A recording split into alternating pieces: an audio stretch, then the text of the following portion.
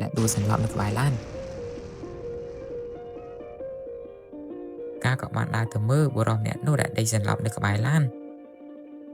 កំឡោះណាមកគ្រោះថ្នាក់នៅទីនេះស្លៀកពាក់ដូចជាមិនមែនអ្នករស់នៅទីនេះទេមួយទុកមុខទៅដូចជាអ្នកមានតែមកសន្លប់នៅក្បែរយន្តការរបស់ខ្ញុំវិញនាងក៏បានដើរធី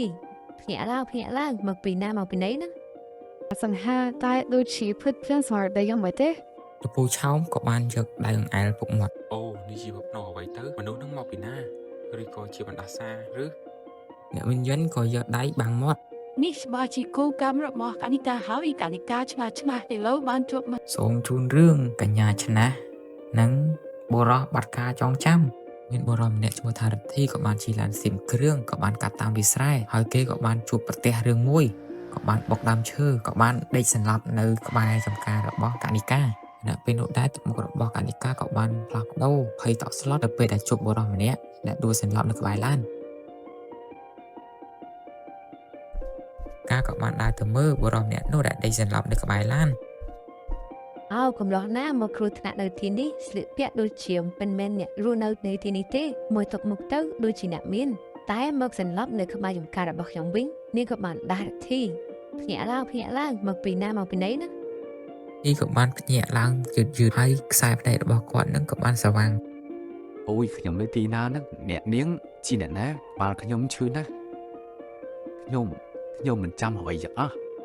សម្ដីនេះដូចប្តីខ្ញុំកាលមុនអញ្ចឹងមកធ្វើជាព្រឹត្តភ្លាំងក៏មកបប្រាស់ខ្ញុំអ្នកនៅភូមិនេះគ្មានអ្នកណាដូចអ្នកទេកាប់តាមត្រង់មក ធីក៏បានភ័យស្លន់ស្លោ ខ្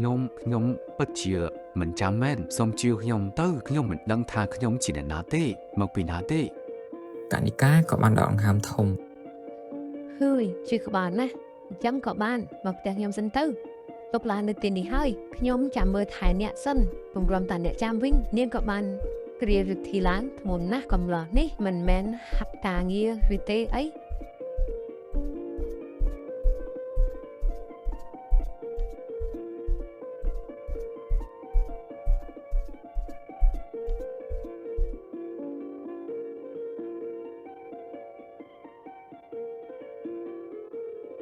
ម៉ារីចន្ទធូក៏បានរត់រកលោកពូឆោមនិងអ្នកវិញ្ញិន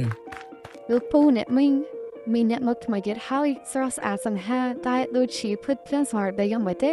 លោកពូឆោមក៏បានយកដៃអង្អែលពុកមាត់ អូនេះជាបំណងអ្វីទៅមនុស្សនឹងមកពីណាឬក៏ជាបណ្ដាសាឬ អ្នកវិញ្ញិនក៏យកដៃបាំងមាត់ នេះច្បាស់ជាគោលកម្មរបស់កានិកាហើយកានិកាច្បាស់ឥឡូវបានជួបមនុស្សចម្លែកទៀតហើយ